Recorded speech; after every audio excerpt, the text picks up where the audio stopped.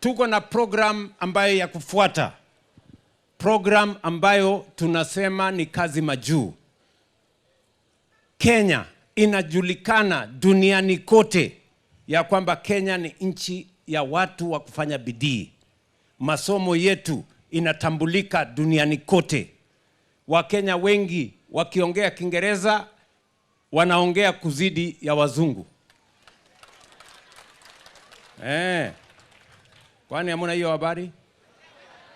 Mko na hiyo habari? Na sababu hiyo Wakenya wengi wanatafutwa na kampuni nyingi ya kufanya kazi nje ya Kenya. Na kwa sababu tuliona ni vizuri tuwe na mpango ya vijana kupata nafasi ya ajira, na tulikubaliana kazi ni kazi.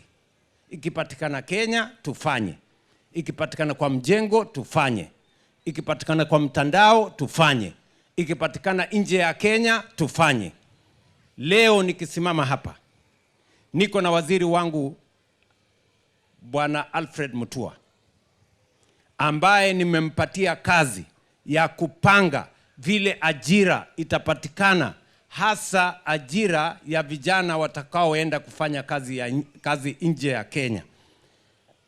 Leo kufikia leo amenipatia taarifa ya kwamba kwa miaka mitatu ya kwanza kulikuwa na wakora wengi, matapeli, kampuni ambazo zilikuwa zinawaibia Wakenya. Tutakupeleka hapa, lipa hii. Tutakupeleka pale, lipa hii. Kuna kazi mahali fulani na ni ukora. Hawa watu wote, kampuni karibu 1000 tulisifunga. Na tukatengeneza program. Hata nchi ambazo vijana wa Kenya wanaenda kufanya kazi, tukaandikiana na wao bilateral labor agreement. Mkenya akienda pale tunajua anaenda kufanya kazi gani.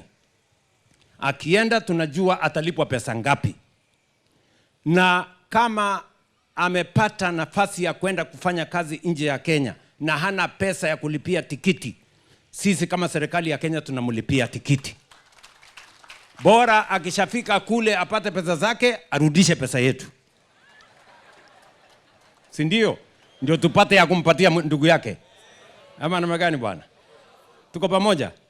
Kufikia leo asubuhi vijana 1541 wamepata nafasi ya kwenda kufanya kazi nje ya Kenya.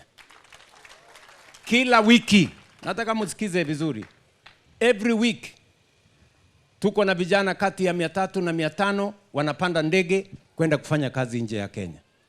Na tunataka hawa vijana miongoni mwao wawe ni vijana wa kutoka Malindi, Kilifi, Tana River na Lamu.